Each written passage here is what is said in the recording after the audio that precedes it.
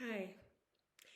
I'd like to address particularly young people in this video under the age of 30.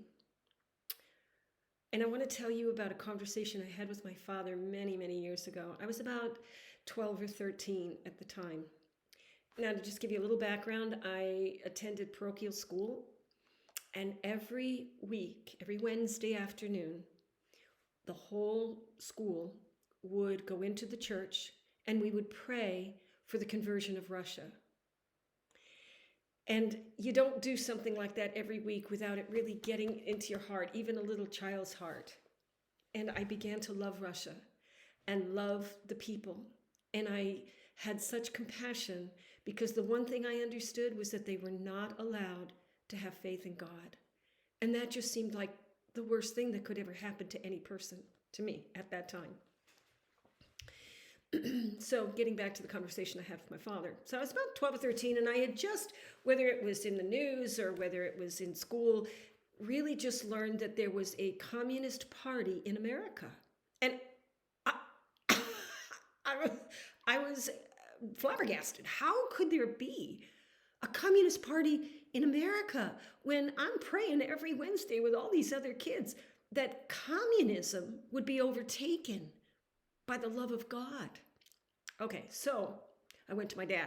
My dad, I always thought, was the smartest man in the world. And I said, Daddy, why do we allow the Communist Party in America? And his answer set me on a course of understanding something about America. And he said,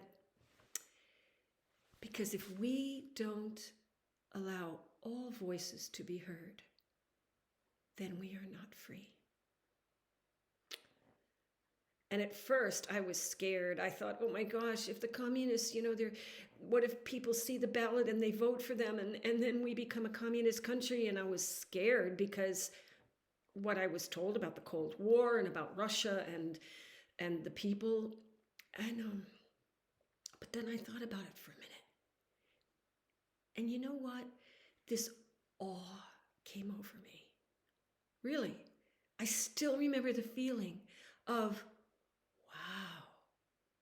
So you even have to allow voices that you completely disagree with, that you even think are harmful. But in order to be a free people, we have to allow those voices to be heard. So this is my message to you, young people. What's happening in America today is not the America that I experienced as a child. Now, does it mean everything was right? No. Does it mean people weren't being mistreated? No.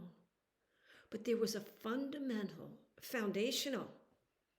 It was freedom of speech at a level a 12-year-old could understand, that everybody's voice needed to be heard. Otherwise, we were not free. Many voices today are being silenced because they don't agree with other voices. So I want to suggest to you, pray for America the way I prayed for Russia, that there would be freedom, true freedom, for every man and woman and child in America. Thanks for listening.